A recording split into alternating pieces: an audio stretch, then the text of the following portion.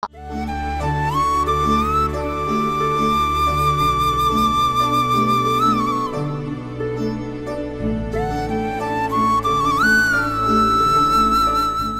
మనం పిఠాపురంలో ఉన్నటువంటి పాదగయ క్షేత్రంలో ఉన్నాం. యాక్చువల్లీ ఇక్కడ చాలా స్పెషల్ ఏంటంటే 3 స్పెషల్స్ చెప్పాలి ఈ టెంపుల్ కి.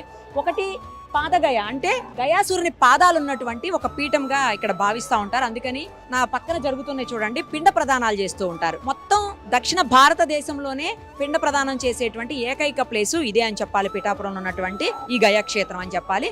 అలాగే దాంతో పాటు ఇంకొకటి 18 శక్తిపీఠాల్లో ఒకరైనటువంటి 10వ శక్తిపీఠం పురుహూతిక అమ్మవారి శక్తిపీఠం కూడా ఇక్కడ ఉంటుంది. ఇంకొక మరో విశిష్టత ఏంటంటే, 3వ విశిష్టత దత్తాత్రేయ స్వామి స్వయంభూగా వెలిసినటువంటి స్వామివారు. మనకి భారతదేశం అంతా ఎక్కడ చూసుకున్నా కూడా కేవలం మనం స్థాపించినటువంటి లేదా మనం పెట్టినటువంటి విగ్రహం. తాకట్టులో ఉన్న బంగారాన్ని విడిపించి ఆ రోజు ఆన్లైన్ రేటుకే మేము కొంటాం. Sharma gold company. ఈ విశేషాలన్నీ కూడా ఒకసారి చూసేద్దాం, వచ్చేయండి. నేను ఇందాక చెప్పాను కదా, గయాసురుని పాదాలు ఉన్నటువంటి స్థలం ఇది. చాలా పురాతనమైనటువంటి స్థలము, అలాగే చాలా విశిష్టత కలిగినటువంటి స్థలం కూడాను. అవి అక్కడ పాదాలు కనిపిస్తున్నాయి, ఒకసారి మీరు చూడొచ్చు. సో అందుకోసమనే ఇక్కడ మొత్తం పిండ ప్రదానాలు జరుగుతూ ఉన్నాయి. అది చాలా స్పెషల్ అనమాట. నేను ఇందాక ఆల్రెడీ చెప్పాను కదా, అదే స్పెషల్ ఇక్కడ.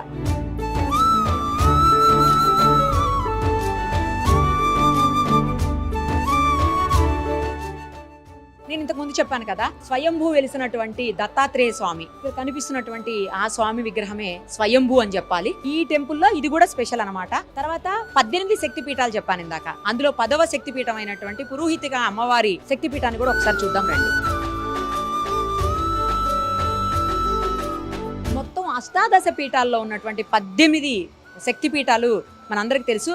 అందులోనే ఒక పురోహితిక అమ్మవారు మనకి పిఠాపురంలో ఉంటారు. ఇంకొక అమ్మవారిది శాంకరీదేవి శ్రీలంకలో ఉంటారు. ఇక్కడ అమ్మవారిది విగ్రహం కూడా మనకు కనిపిస్తుంది చూడండి, ట్రింకోమలి శ్రీలంక. నెక్స్ట్ వచ్చేసి కామాక్షిదేవి కాంచీపురం మరో శక్తిపీఠం. తర్వాత శృంఖలాదేవి ప్రద్యుమ్నం చోటిల్ల గుజరాత్లో ఉన్నటువంటి శక్తిపీఠం ఇది. తర్వాత చాముండాదేవి మైసూర్లో ఉన్నటువంటి శక్తిపీఠం. తర్వాత జోగులాంబాదేవి అలంపూర్ ఆంధ్రప్రదేశ్లో ఉన్నటువంటి శక్తిపీఠం ఇది. తర్వాత బ్రహ్మరాంబాదేవి శ్రీశైలంలో మనందరికి తెలుసు ఆంధ్రప్రదేశ్లో ఉన్నటువంటి శక్తిపీఠం. మహాలక్ష్మీదేవి కొల్హాపూర్ మహారాష్ట్రలో ఉన్నటువంటి శక్తిపీఠం. తర్వాత మరో అమ్మవారు కూడా ఏకవీరాదేవి మహూర్, ఇది కూడా మహారాష్ట్రలోనే ఉంది. తర్వాత మహాకాళీదేవి ఉజ్జయిని మధ్యప్రదేశ్లో ఉన్నటువంటి మరో శక్తిపీఠం. తర్వాత అసలు శక్తిపీఠాలు ఎలా ఆవిర్భవించాయి అనే దానికి కూడా మనకి ఇక్కడ పిక్చర్ కనిపిస్తూ ఉంది, అది కూడా పెట్టుంచారు. తర్వాత గిరిజాదేవి అమ్మవారు జాజ్పూర్ ఒరిస్సాలో ఉన్నటువంటి శక్తిపీఠం. తర్వాత మాణిక్యాంబాదేవి ద్రాక్షారామంలో ఉన్నటువంటి శక్తిపీఠం. నెక్స్ట్ మానసాదేవి అమ్మవారు హరిద్వార్లో ఉన్నటువంటి శక్తిపీఠం. సేమ్ అక్కడ ఎలా ఉంటాయో అలాగే పెట్టారు శక్తిపీఠాలని. మాధవేశ్వరి దేవి అలోపి అలహాబాద్లో ఉన్నటువంటి శక్తిపీఠం, సేమ్ యాజ్ ఇట్ ఈస్ గా రెప్లికా అన్నమాట ఇది. వైష్ణవీదేవి కాట్రా జమ్మూలో ఉన్నటువంటి శక్తిపీఠం. తర్వాత గయలో ఉన్నటువంటి మంగళ గౌరీదేవి అమ్మవారి శక్తిపీఠం ఇది. తర్వాత విశాలాక్షి దేవి వారణాసిలో ఉన్నటువంటి శక్తిపీఠం అమ్మవారు. ఇంకా ఫైనల్లీ సరస్వతీదేవి అమ్మవారు కాశ్మీర్లో ఉన్నటువంటి శక్తిపీఠం. చూశారు కదా, ఇవి మొత్తం అష్టాదశ అంటే 18 శక్తిపీఠాలను ఇప్పుడు మనం ఇక్కడ చూసాము. ఒకసారి పంతులు గారితో మాట్లాడదాము, మరిన్ని విశేషాలు ఈ టెంపుల్ కి సంబంధించి తెలుసుకుందాం. ఈ టెంపుల్ కి చాలా ప్రత్యేకత ఉంది. దక్షిణ కాశీగా పేరు పొందినటువంటిది. అలాగే పురోహితిక అమ్మవారు శక్తిపీఠం ఉంది. మరొకటి స్వయంభూ వెలిసినటువంటి దత్తాత్రేయ స్వామి, ఎక్కడా లేనటువంటిది. సో ఒక్కసారి ఎలా అసలు ఇన్ని ఒకటే చోట చెప్పండి. ఇక్కడ ప్రప్రథమంగా గయా క్షేత్రము వాగర్ధ సంప్రక్తో వాగర్ధ ప్రతిపత్తయే జగతః పితరో వందే పార్వతీ పరమేశ్వరు. ఈ జగత్తు మొత్తానికి పార్వతీ పరమేశ్వర తండ్రులు అటువంటి పరమేశ్వరు ఇక్కడ స్వయంభూగా వెలిసారు. ఏ విధంగా గయా అసురుడు అనే రాక్షస సంహారార్థము ఇక్కడ కుకుడేశ్వర స్వామి వారి రూపంలో స్వయంభూగా వెళ్ళడం జరిగింది. ఆయన రాక్షసుడైనప్పుడు కూడా రావణాసురుడు అంత గొప్ప శివభక్తుడు. నీలో అసురు గుణములు దుర్గుణములు ఉండడం వలన నేను సంహరింపక తప్పట్లేదు, నీకు ఏదైనా గొప్ప వరాన్ని ఇస్తాను కోరుకోమంటే మీ చేతిలో నాకు ఎలాగా మరణం సంభవించక తప్పలేదు, నా యొక్క ప్రధాన భాగంలో మీరే పూజింపడం మంచి కోరాడు ఈశ్వరుని. ఎప్పుడైతే ఆ విధంగా కోరాడో ఆయన సంహారం చేసినప్పుడు ఆయన యొక్క పాదుకలు ఇక్కడ పుష్కరంలో పడ్డాయి. గయాసును పాదుకలు కలిగిన క్షేత్రం కాబట్టి ఇది పాదగయా క్షేత్రంగా పిలువబడుతోంది. ఎప్పుడైతే తనే పూజింపడానికి కూడా ఆ విధంగా లోపల శరీరూపంలో స్వయంభూగా ఉండిపోయారు స్వామివారు ఈశ్వరుడు కుక్కుడేశ్వర స్వామి. ఎప్పుడు తనే ఆరాధింపబడానికి కూడా ఈశ్వరుడు బోలాశంకరుడు కాబట్టి ఆ కోరిక పరమానందపడి ఇంకో గొప్ప వరం ఇచ్చాడు. ఈ యొక్క భరతఖండం భారతదేశంలో మాత్రమే తల్లిదండ్రులు బతికుండగా పూజించడం కాకుండా చనిపోయిన తర్వాత పితృకార్యాలు చేస్తుంటారు. ఈ పితృకార్యాలు చేసినప్పుడు నీ యొక్క పేరు చెప్పి వదిలిపెట్టిన తర్పణమే ఆ పితృదేవులు చెందుతుంది అంటే ఈ రోజుకి ఈ ఒక్కరి తరపున మొదలుపెట్టినప్పటికీ గయాయాం దత్తమస్తు, గయాయాం సార్థమస్తు, గయేయం గయేయం గయేయం అని చెప్పి మొదలు పెడతారు. అంటే రాక్షసనామం ఉచ్చరిస్తే కానీ పితృదేవత ముఖ్యంగా గొప్ప వరాన్ని ఇక్కడ ఈశ్వరుడు వారు ఆయనకి గయాసుడికి ఇవ్వడం జరిగింది. ఈ విధంగా దశరథ మహారాజు చనిపోయినప్పుడు రాములు వారు అరణ్యవాసంలో ఈ గయాసుని పేరు స్మరించినట్లుగా పురాణాలు చెప్పబడుతుంది. అంటే ఎప్పటి రాములు వారు? త్రేతాయుగంలో రాములు వారు. అలాగే ఈ యొక్క పాదుకలు ఇక్కడ పడ్డాయి గయాసునివి. నాభిస్థలం ఒరిస్సా దగ్గర జాజ్పూర్ దగ్గర పడింది, దాన్ని నాభి గయ అంటారు. అలాగే కాశీ దగ్గర గయ ఉంది కదా, ఈయన పేరు మీద గయ అని పేరు వచ్చింది. అక్కడ ఆయన అక్కడ శిరోస్థానం పడింది, శిరస్థానం, అక్కడ శిరోగయ అంటారు. కాశీలో, కాశీ దగ్గర గయలో పడింది, ఆయన పేరు మీద గయ అని పేరు వచ్చింది. అక్కడ శిరస్థానం పడింది, శిరోగయ. ఇప్పుడు త్రిగయ క్షేత్రాలు అన్నమాట. ఎప్పుడైతే ఏ విధంగా ఆయనకు వరం ఇచ్చారో ఆ విధంగా ఇక్కడ పితృదేవతలకు సంతుష్టి గురించి ఇక్కడ పితృతర్పణాలు పితృకార్యాలు చేస్తూ ఉంటారు. ఈ విధంగా ఇక్కడ వ్యాసుల వారు ఇక్కడ కుక్కుడేశ్వర స్వామి వారిని, దత్తాత్రేయ స్వామి వారిని, పురుహూతిగా అమ్మవారిని, వీరి ముగ్గురిని ఇక్కడ స్వయంగా వచ్చి సేవించి ధరించినట్టుగా వారు రాసిన అష్టాదశ పురాణాల్లోని స్కాంద పురాణము, భీమఖండము, తృతీయాశ్వాసము 3వ అధ్యాయంలో ఈ స్వామివారి మీద వారు ఒక శ్లోకం చెప్పారు. అధవింధ్య చలోపాంతే త్రిలోత్కలింగదేశౌ స్కందో సమీపే శ్రీ భీమమండలస్య పురోత్తమం నవకండాన్వితకండ క్షోణీమండల మండలం కేదార కుంభకోణాది సమం మహత్ కుంభీకోణ కుక్కుడేశ్వర స్థానుస్థానంబు మోక్షధామంబులింద్రున్. ఉత్తరాదున్నది కేదారము, దక్షిణాదున్నది కుంభకోణము. దీనికి సమానమైనటువంటి ఎక్కడ ఉన్నారు ఈయన? కళింగ ఉత్కల ప్రాంతం, కళింగపట్నం అంటే ఒరిస్సా, ఒరిస్సాకి దగ్గర ఉన్నటువంటి భీమమండలము. మన అరసవల్లి అని చెప్పి సూర్యనారాయణమూర్తి వారి క్షేత్రం ఉంది.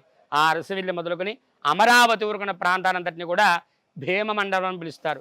ఈ భీమమండలం పురోత్తమైనటువంటి ఈ కుక్కుడేశ్వర స్వామి వారిని కానీ వివిధ స్థానువులు స్వయంభూ దత్తాత్రేయ స్వామి వారు, పురుహూతిగా అమ్మవారు, స్థానంబు మోక్షధామం బృంద్రును.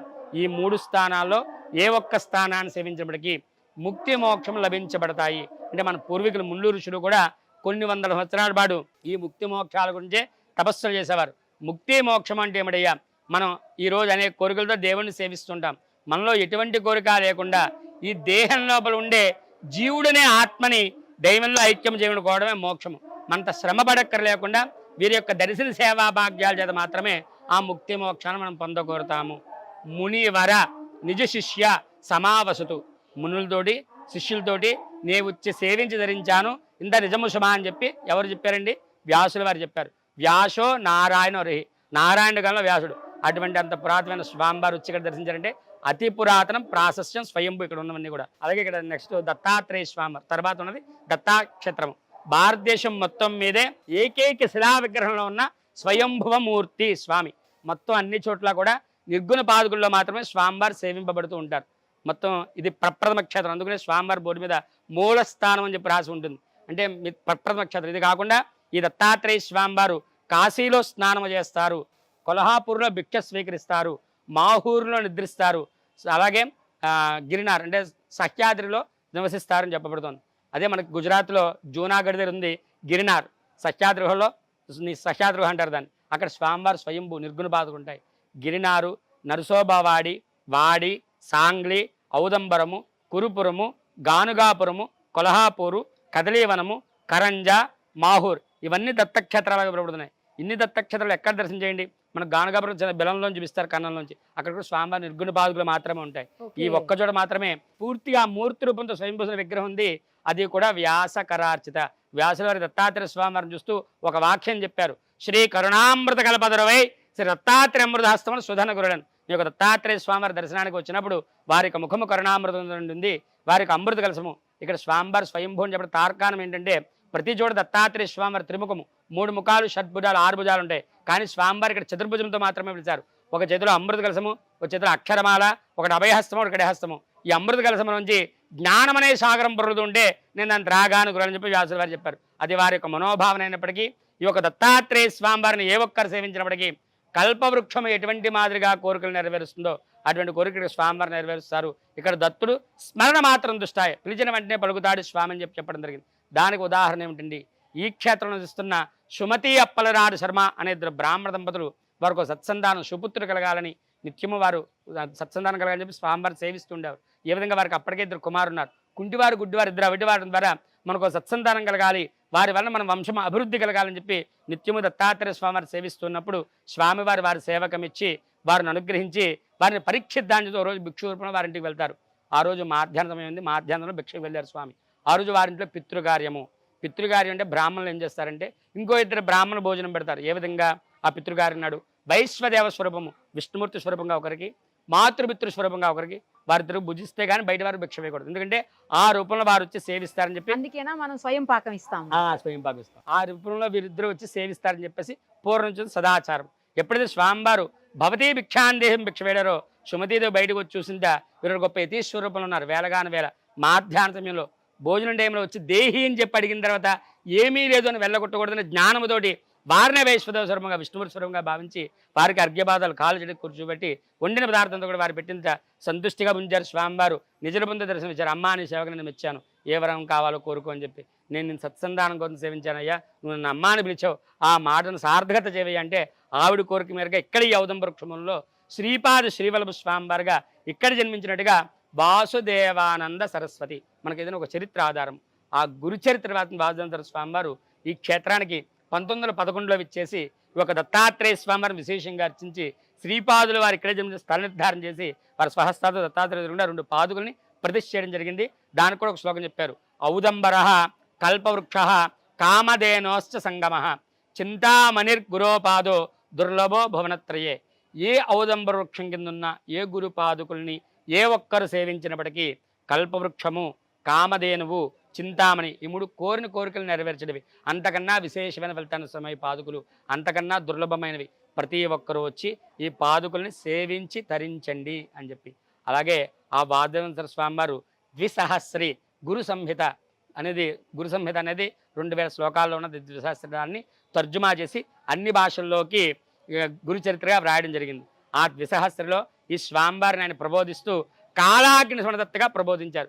భారతదేశం మొత్తం మీద కాలాగ్ని సమదత్తుడు అంటే ఇది ఒక ఆయన. ఇందాక మనం చెప్పుకున్నాం ఉత్తరాది దత్త సాంప్రదాయంతో కూడా ఉంది. మన ఇక్కడ రోజు పొద్దున్నే లేచి ఏ విధంగా దత్త పారాయణ చేస్తుంటామో నిత్యం అక్కడ గురు చరిత్ర పారాయణ చేస్తూ ఉంటారు. వారికి తెలుస్తుంది. అంటే ఇక్కడ చుట్టుపక్కల ఉన్న వాళ్ళకి ఈ దత్తాత్రేయ విశిష్టత తెలియదు, కానీ అక్కడ నిత్యము గురు చరిత్ర పారాయణ చేయడం వలన వారు విశేషంగా జన్మలో ఒక్కసారైనా ఈ కాలాగ్ని దత్తుని దర్శించాలి, సేవించాలి, ధరించాలని చెప్పి విశేషంగా ఇక్కడ మహారాష్ట్ర వాళ్ళు ఎక్కువ వస్తుంటారు. ఇక్కడ భక్తులు వచ్చి దత్తాత్రేయుని సేవిస్తూ ఇక్కడ పారాయణ చేసుకుంటూ వారిని సేవ చేసుకుని ఇక్కడ వెళ్తూ ఉంటారు. అటువంటి ఈ స్వామివారిని కాలాగ్ని సమర్థగా ప్రబోధించారు. కాలాగ్ని సమర్థత్తుడు అంటే కలి ప్రభావాన్ని స్వామి ఉపశమనం చేస్తాడు. ఈ కలిలో ఉన్నదంతా అన్యాయం, అధర్మం కాబట్టి దాని రూపమాపుతారు ఈ స్వామి అని చెప్పడం జరిగింది. ఈ విధంగా ఆవిడ దత్తాత్రేయ స్వామివారి స్వయంభూ స్థానము, శ్రీపాద శ్రీవల్లభ జన్మస్థానం.